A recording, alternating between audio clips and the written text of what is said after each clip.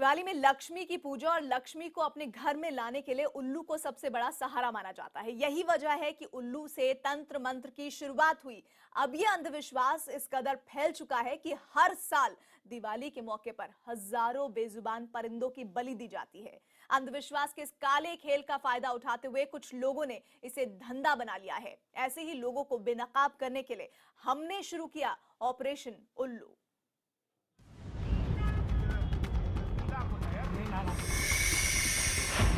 दिवाली की रात होगी हजारों बेजुबानों की बलि। कौन है जो बेजुबानों की जान का कर रहा सौदा? तंत्र मंत्र की आड़ में हो रहा करोड़ों का कारोबार। अंधविश्वास की आड़ में बेजुबानों का सौदा कर अपनी जेब भरने वालों की तलाश में हमने शुरू किया ऑपरेशन उल्लू। हमारे इस ऑपरेशन की शुरुआत हुई दिल्ली के लाल किला के पास कबूतर मार्केट से, क्योंकि हमें ये पता चला कि परिंदों के बड़े तस्कर इस इलाके में जरूर मिल जाते हैं। हम अपने खुफिया कैमरे के साथ इस इलाके में पहुंचे। काफी तलाश के बाद हमारी मुलाकात परिंदों के उस तस्कर से हुई जो दिवाली के मौके पर उल्लू की तस्करी से लाखों के वारे न्यारे करता था।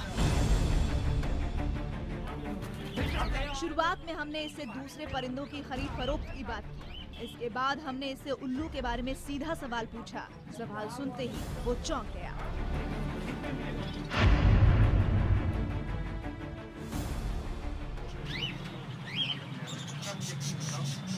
उल्लू भी चाहिए।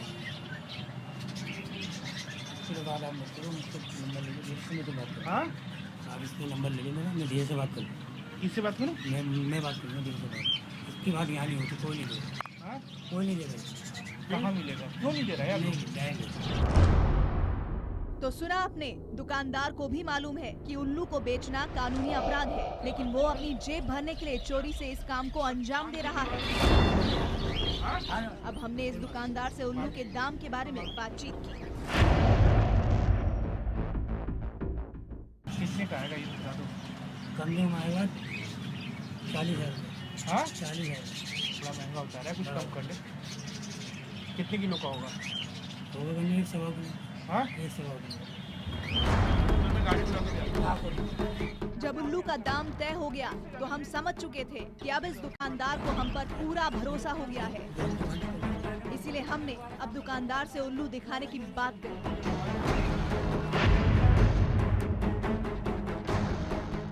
दिखा तो देख यार। नहीं, यहाँ नहीं मिलेगा। कहाँ जहाँ बुलाऊँ मैं? ये सर, ये काम गुजारो तो ये नहीं मिलेगी, कहीं नहीं मिलेगी।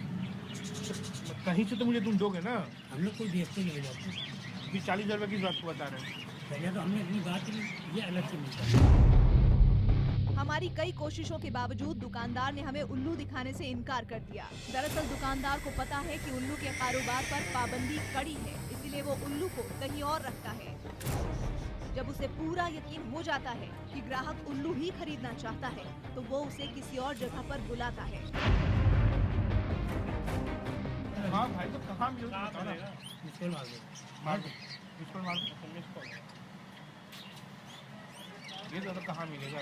देखो, ये हम दुकान की कोई नौकरी करते हैं, मैं मंगा दूँगा धीरे से अलग से। तो कहाँ लेने आऊँगा? मैं बता दूँ, जहाँ बताऊँ मैं तो नंबर ले रहा हूँ ना, आपको नंबर दे दिया, खत्म बात मिल जाएगा। इस पूरी बातचीत के बाद दुकानदार को ये यकीन हो गया कि हम उससे उल्लू ही खरीदना चाहते हैं, लेकिन ये तस्कर पकड़े जाने के डर से उल्लू को दुकान पर नहीं रखते, इसीलिए उसने हमें उल्लू नहीं दिखाया।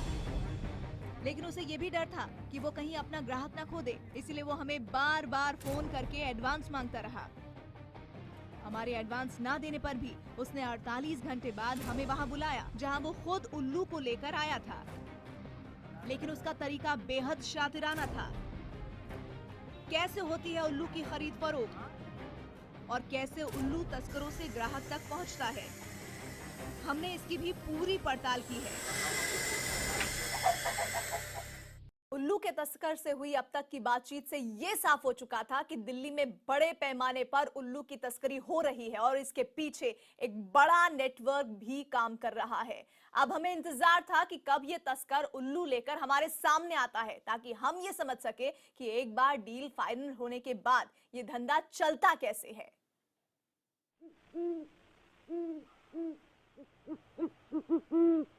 देखो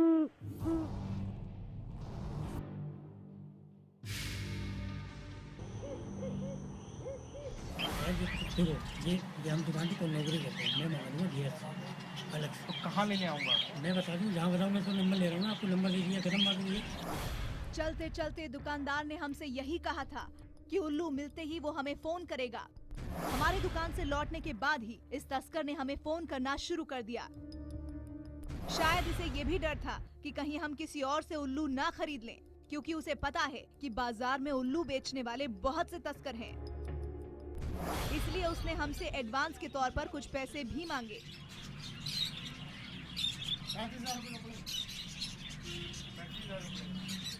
लेकिन हमारे पैसे न देने के बावजूद इसने फोन कर हमें उल्लू देने के लिए बुला लिया। शातिर तरीके से तस्कर ने हमें एक बाजार में बुलाया।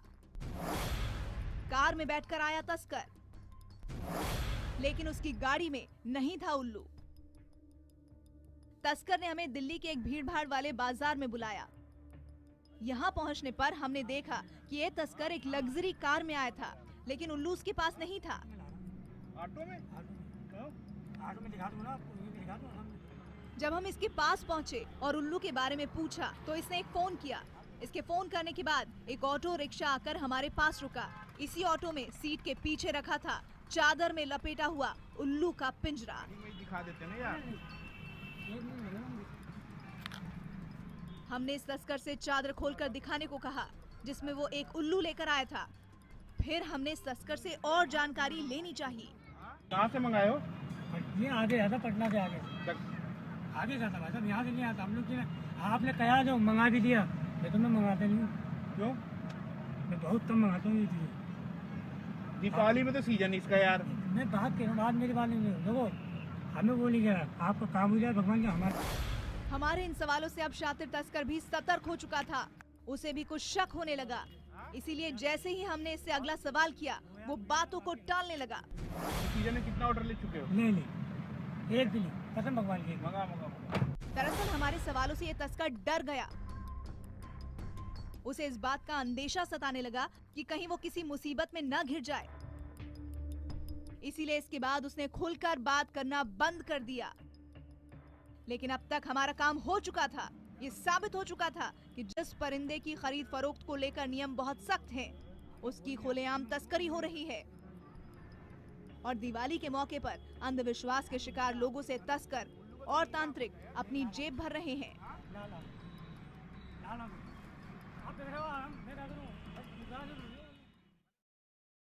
दिवाली पर उल्लू के नाम पर तंत्र मंत्र की आखिर वजह क्या है? क्या है इस बेजुबान की बलि से जुड़ा अंधविश्वास? इसका जवाब आपको हम देंगे एक ब्रेक के बाद। आप देखते रहिए IBN 7।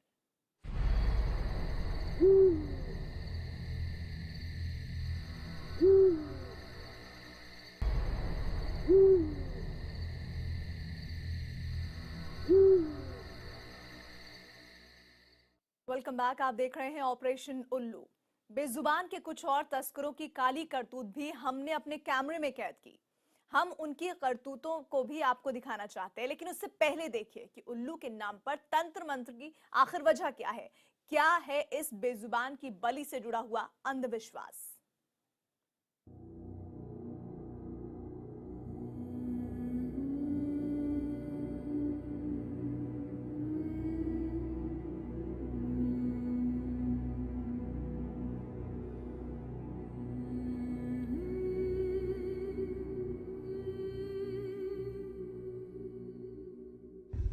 दिवाली बेशक आपके और हमारे लिए ढेर सारी खुशियां लेकर आए, लेकिन उल्लू को दिवाली सिर्फ और सिर्फ अंधेरा ही देकर जाती है। अपनी किस्मत चमकाने के लिए उल्लू पर न जाने कितने अत्याचार किए जाते हैं। यूं तो उल्लू की मांग पूरे साल ही रहती है, लेकिन चूंकि दिवाली पर मां लक्ष्मी की पूजा की जाती है और उल्लू मां लक्ष्मी का वाहन है, लिहाजा उल्लू की मांग 7वें आसमान पर पहुंच जाती है। दिवाली पर उल्लू पूजा की काफी पूछ होती है। उल्लू को जो है सुख समृद्धि का प्रतीक माना जाता है, लक्ष्मी जी का प्रतीक माना जाता है कि सुख समृद्धि और धन आएगा हमको। घर में उल्लू को पकड़ के उल्लू को पिंजरा में रखे रहते हैं, फिर उल्लू को निकालते हैं, फिर सिंदूर लगाते हैं, माला पहनाते हैं, लक्ष्मी की आराधना करते हैं। उल्लू के मंत्र का, लक्ष्मी जी का एक मंत्र होता है, कई मंत्र हैं उसके, तंत्र विद्या के कई मंत्र, उसका मंत्र का जाप करके उसको इत्र लगा के इत्र चढ़ा के उसको उल्लू को जो है बाकायदा उसकी बलि देते हैं, माँ को चरणों में चढ़ाते हैं। महालक्ष्मी माता जो हैं ललिता सहस्त्र नाम के पाठ से, श्री शुक्तम पाठ से, कनकधारा के पाठ से तथा लक्ष्मी स्त्रोत के पाठ से ज़्यादा प्रसन्न होती हैं, न कि उल्लू के हत्या करने से। आप खुद समझिए कि माँ लक्ष्मी की सवारी जो है उल्लू है, और किसी की सवारी की अगर बलि दे दी जाए तो क्या कोई प्रसन्न होगा? ऐसा नहीं होता। सालों से सुने सुनाए जा रहे किस्से कहानियों में उल्लू को लेकर ऐसा तिलिस्म खड़ा किया गया है कि लोगों के बीच उल्लू की एक रहस्यमय छवि बन गई है और अंधविश्वास के सौदागर इसे अच्छे से बुनाते हैं। उल्लू शास्त्र में राम जी बोले हैं और रामायण में भी और गरुड़ पुराण में भी इसका वर्णन मिलता है। इसको बहुत महत्वपूर्ण माना जाता है तंत्र सिद्ध। उसके पंखों का, उसके नाखून का, उसके हड्डियों का, उसकी आंखों का बहुत बड़ा प्रयोग है। अंधविश्वास का एक खेल हमारे जहन में इतना जड़ है कि क्या अनपढ़, क्या पढ़ा लिखा, सभी उल्लू तस्करी के इस घिनौने खेल में मिले हुए हैं। उल्लू को लेकर काले जादू का बाजार बेहद गर्म रहता है। परेशानी कैसी भी हो, बिजनेस में घाटा हो, सेहत खराब हो, संतान प्राप्ति हो या प्यार की चाहत हो, काला जादू करने वालों के मुताबिक उल्लू हर मर्ज की दवा है। यहाँ तक कि प्रेत आत्माओं को भगाने के लिए भी उल्लू का इस्तेमाल किया जाता है। उल्लू के सिर से लेकर पांव तक हर अंग, यहाँ तक कि खून का भी तंत्र में अहम इस्तेमाल होता है। ये तंत्र को विद्या में उल्लू का बहुत बड़ा महत्व है। सबसे बड़ी बात बताते हैं कि तंत्र विद्या में उल्लू को सर्वज्ञ माना जाता है, मतलब उसको भूत भविष्य वर्तमान तीनों का ज्ञाता माना जाता है। और उस सबसे बड़ी बात है कि उल्लू लक्ष्मी माँ का सवारी है। और जो जन्म तांत्रिक खुले तो वो लोग धनवान बनने के लिए उल्लू की बलि देते हैं। तांत्रिक उल्लुओं की बलि के फायदे बताकर सालों से लोगों को मूर्ख बनाते आ रहे हैं। सिर्फ बलि ही नहीं, बल्कि इस पक्षी के नाखून और पंखों को लेकर भी अंधविश्वास का जाल फैलाया गया है। तांत्रिक दावा करते हैं कि उल्लू के नाखून को सोने के लॉकेट में डालकर ताबीज की तरह पहनने पर कभी पैसों की किल्लत नहीं होगी। उल्लू के टूटे पंख को दुश्मन के घर में गाड़ देने से दुश्मन का काम तमाम हो जाएगा। उल्लू के खून में उसके पंख डुबोकर किसी की चारपाई के नीचे रखो तो वो शख्स पागल हो जाता है। तंत्र विद्या से जुड़ी किताबों में दावा किया जाता है कि उल्लू के आंसुओं में गाय का घी मिलाकर आंखों में लगाने से व्यक्ति अदृश्य तक हो सकता है। वो खुद तो सब देख पाएगा, लेकिन कोई उसे नहीं देख पाएगा। इस सब के लिए उल्लू को सिद्ध करने के लिए उसे 40 दिन लगातार जबरदस्ती छड़ी मारकर जगाया जाता है। कहते हैं कि इसके बाद उल्लू खुद ब खुद बोलना शुरू कर देता है। उसका दिल, आंखें, दिमाग, खाल, खून निकाल लिया जाता है। ऐसे ही न जाने कितने ऊल जलूल बातें कर लोगों से मोटी रकम ऐंठी जाती है। ऐसा मायाजाल बुना जाता है कि कोई भी उल्लू बन जाए। और इसी के साथ ही स्पेशल रिपोर्ट में एक ब्रेक के लिए हम रुक रहे हैं। आप देखते रहिए IBN 7।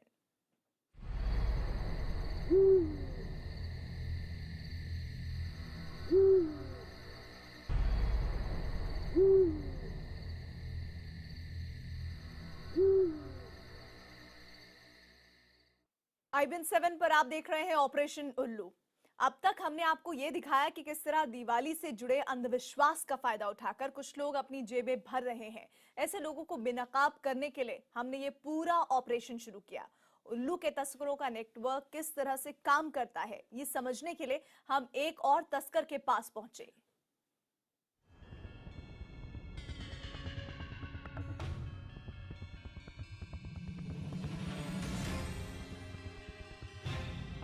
चांदनी चौक के इस बाजार में पिंजरे में रखे खरगोश और तोते तो खूब दिख रहे थे, लेकिन हमें तलाश थी उल्लू की। उल्लू ना ही तो किसी दुकान के बाहर रखा दिखाई दे रहा था और ना ही उल्लू के बारे में कोई बात करने को तैयार था। लेकिन इतना तो हमें भी पता था कि जिस चीज की हमें तलाश है वो इसी बाजार में मिलेगी।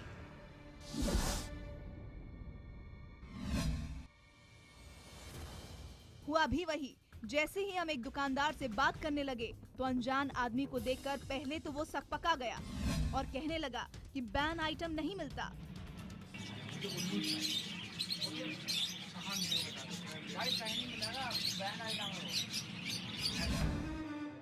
लेकिन यहाँ से तो बात शुरू हुई थी। दुकानदार को हमसे उल्लू की डील शुरू करने में ज्यादा वक्त नहीं लगा। उल्लू की पूजा की बात सुनते ही उसने उल्लू से मिलती जुलती प्रजातियों से होशियार करते हुए ये भी जता दिया कि हमें असली उल्लू तो केवल वही दिला सकता है।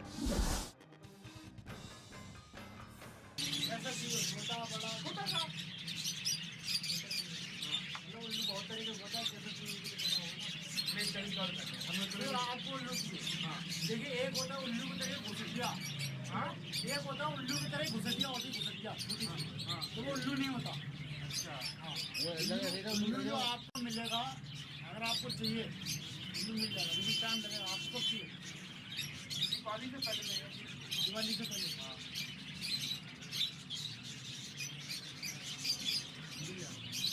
ओरिजिनल उल्लू कैसा होता है? आप जो बता रहे हैं ना, आपको उल्लू चाहिए, तो आपको तो पता ही नहीं क्या उल्लू क्या नहीं। हमें नहीं पता। हाँ, तो इस बात को तो मैं आपको पहले कह रहा हूँ, आपको तो बनाने को कोई बना देगा, लेकिन आप पूजा करेंगे, आपको क्या पता।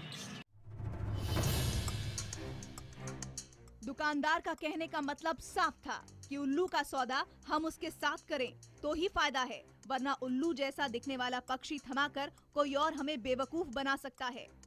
उसकी इस बात का ये मतलब तो हम समझ ही सकते हैं कि उल्लू बेचने वाला ये अकेला सौदागर नहीं है। बाजार में ऐसे बहुत से सौदागर हैं जिनके पास दस्तक देने पर उल्लू आसानी से मिल सकता है। खैर, अब बात कीमत तय करने की थी। दुकानदार ने हमें असली उल्लू की कीमत 35,000 रुपए बताई। तो आपको, आप ऐसा किसी जगह आपको मिल जाएगा, उस जगह 35,000 रुपये का पड़ेगा। 35,000 रुपये या पिछली बार 28,000 को लिया था मैंने। 35,000 का पड़ेगा गारंटेड। कीमत 35,000 रुपए तय हो चुकी थी और दुकानदार उल्लू के लिए हमसे 5,000 रुपए एडवांस मांग रहा था, लेकिन बार बार हमसे कह रहा था कि हम उल्लू को मारेंगे नहीं, केवल उसकी पूजा करके उसे उड़ा देंगे। हमने भी पूछ लिया कि आखिर वो उल्लू को न मारने पर जोर क्यों दे रहा है। अच्छा, मुझे अभी एक चीज बताओ, मुझे नहीं जानकारी है, तूने बताया इसलिए पूछ रहा हूँ। ये मारते क्यों लोग? मारते क्यों लोग उल्लू को? ऐसा होता ना, जैसे कि किसी का घर बर्बाद करना है, तो उसका कहते खाल हो गई, उसके कहते पर हो गए, और उसका नाखून हो गया, तो सब कीमत का है लोगों के लिए। जैसे कि कहते अघोड़ी हो गया, ये करता काम। तो हम तो इसी बात पहले पूछ रहे आपसे, मारेंगे तो नहीं, मारने का हम पहले लिया आपसे। अब अगर मारेंगे तो हम नहीं देंगे बिल्कुल भी। नहीं, हमें पूजा करके दीपावली उड़ाते। और आप हमें क्या कहते हैं, आपको वीडियो देना पड़ेगी कि हमने उड़ाया है। हाँ, ये आप मतलब तय कर लीजिए। दुकानदार उल्लू को न मारने की बातें हमसे कहलवाकर केवल ज़बानी जमा खर्च कर रहा था और ये जताने की कोशिश कर रहा था कि उसे उल्लू की भी फिक्र है, लेकिन उसे तो मतलब केवल अपने पैसों से था। न वो हमें जानता था और न ही हमारे सौदे की कोई लिखा पढ़ी होने वाली थी।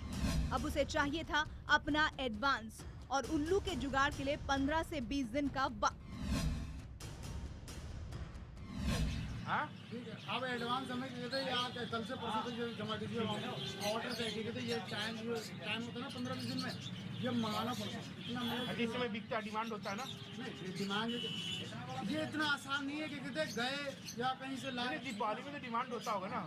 डिमांड तो बहुत सारा है। हाँ, डिमांड तो बहुत सारा है, लेकिन बहुत कमी से। हिंदुस्तान में तो बहुत कमी से मिल गया, नहीं मिला और बैंड आइटम में।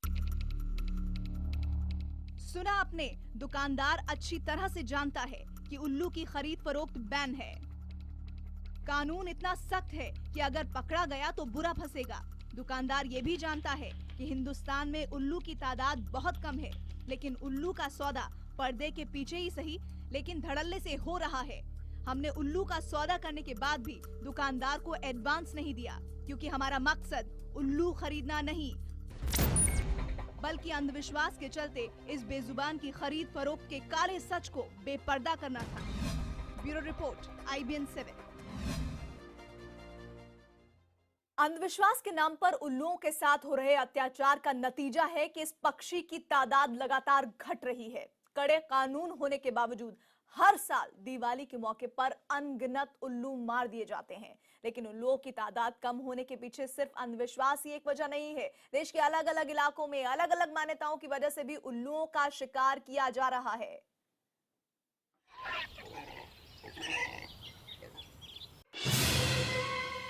उल्लू की आंखें, उल्लू के नाखून, उल्लू के पंख, उल्लू का मांस, हर चीज की बाजार में कीमत लगती है।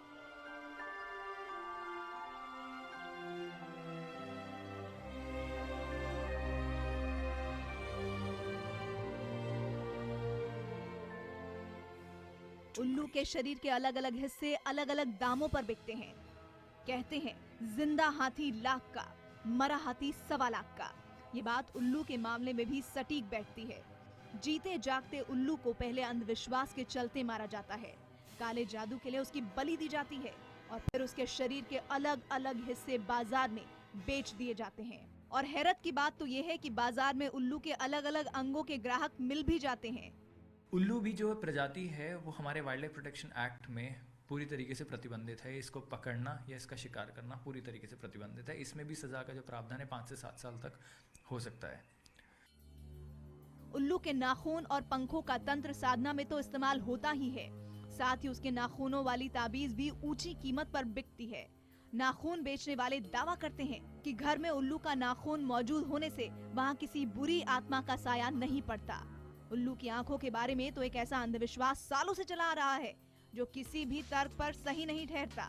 कहा जाता है कि उल्लू की आंखें खाने से आंखों की रोशनी ठीक हो जाती है, क्योंकि उल्लू को रात में भी दिखता है। देश की कुछ जनजातियों में उल्लू का मांस खाने का प्रचलन है। बहेलिया समुदाय से जुड़े लोग मानते हैं कि श्राद्ध के दौरान उल्लू के मांस का भोज देने से मृतकों की आत्मा को शांति मिलती है। हालांकि ये कानूनी शिकंजे की वजह से मुमकिन नहीं हो पाता, लेकिन अभी भी यूपी, बिहार और झारखंड की कुछ जनजातियों में उल्लू का मांस खाने के लिए परोसा जाता है। असम, नागालैंड और मणिपुर के बाजारों में चोरी छिपे उल्लू का मांस मिल जाता है। जाहिर है उल्लू के मांस का ये चस्का इस पक्षी के अस्तित्व के लिए ही खतरा बनता जा रहा है। कानून भले ही कड़े बन जाएं, लेकिन दूर दराज के किसी गांव में अगर कोई आदिवासी समुदाय उल्लू का शिकार करता भी है तो पुलिस को खबर तक नहीं लगती। उल्लुओं को मारे जाने के पीछे आदिवासियों की एक और परंपरा बेहद अहम है। अरुणाचल प्रदेश की वांचो जनजाति में उस शख्स को सम्मान की नजर से देखा जाता है जिसकी टोपी में उल्लू के पंख लगे होते हैं। इन परंपराओं और मान्यताओं के अलावा दवाइयों की वजह से भी उल्लुओं को मारा जाता है। कुछ इलाकों में उल्लू को मारकर उसके शरीर के अलग अलग हिस्सों से दवाइयां बनाने का काम लिया जाता है। उल्लू के पंख, हड्डियां और चोंच का इस्तेमाल दवा बनाने में होता है।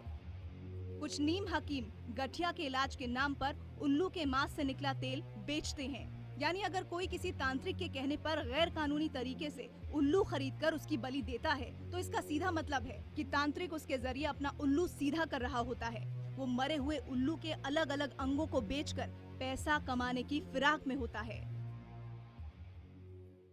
और इसी के साथ हम यहाँ पर एक ब्रेक ले रहे हैं, लेकिन आगे आपको दिखाएंगे हिंदुस्तान से लेकर पाकिस्तान में उल्लुओं का कैसे शिकार हो रहा है और इसके लिए बड़ी तरीके से तस्करी की जा रही है। डिटेल में इसी पर रिपोर्ट ब्रेक के बाद देखते रहिए IBN 7।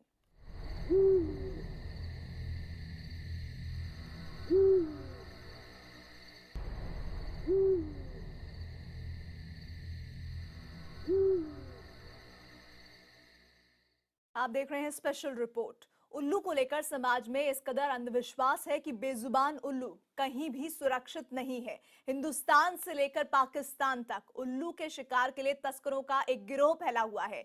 यही वजह है कि भारत से ही नहीं बल्कि पड़ोसी देशों से भी ये प्रजाति लुप्त हो रही है। आपको दिखाते हैं उल्लू की तस्करी का पूरा नेटवर्क कैसे काम करता है।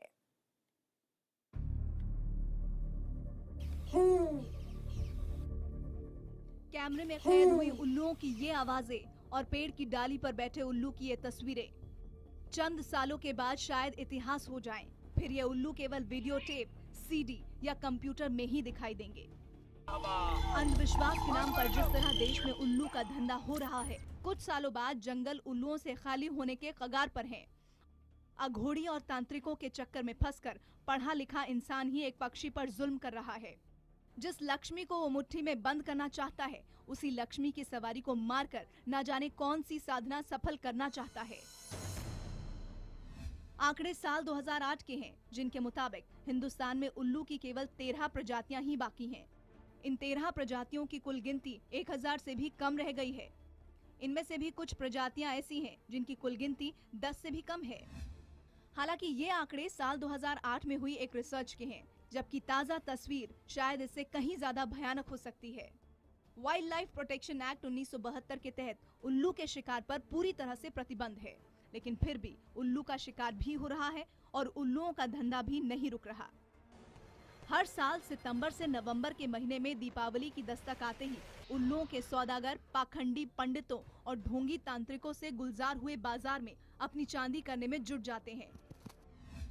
एक रिपोर्ट के मुताबिक जिन राज्यों में उल्लू की खरीद फरोख्त सबसे ज्यादा होती है उनमें पश्चिम बंगाल, आंध्र प्रदेश, बिहार, उत्तर प्रदेश, मध्य प्रदेश, दिल्ली, राजस्थान और गुजरात का नाम शामिल है। लेकिन हैरानी की बात यह है कि इन सभी राज्यों में ना ही तो उल्लुओं का शिकार रोकने के लिए कोई कदम उठाया जा रहा है और ना ही उल्लुओं की खरीद फरोख्त रोकने के लिए ही कोई कारगर सिस्टम बनाया गया है। भारत में उल्लुओं की घटती गिनती का ही असर है कि उल्लुओं की खरीद फरोख्त का कनेक्शन पड़ोसी देशों तक से होने की बातें सामने आने लगी हैं। लेकिन लक्ष्मी को खुश करने के लिए बेजुबान पंछी की जान लेने वाले ये नहीं समझ पा रहे हैं कि माँ लक्ष्मी का वाहन ही अगर देश में ना हो तो लक्ष्मी उन तक पहुँचेगी कैसे। Bureau report, IBN 7। आप देख रहे थे हमारी खास पेशकश ऑपरेशन उल्लू और इसी के साथ ही एक ब्रेक हम ले रहे हैं। आगे देखिए हमारा खास प्रोग्राम क्रिमिनल दिग्विजय सिंह के साथ।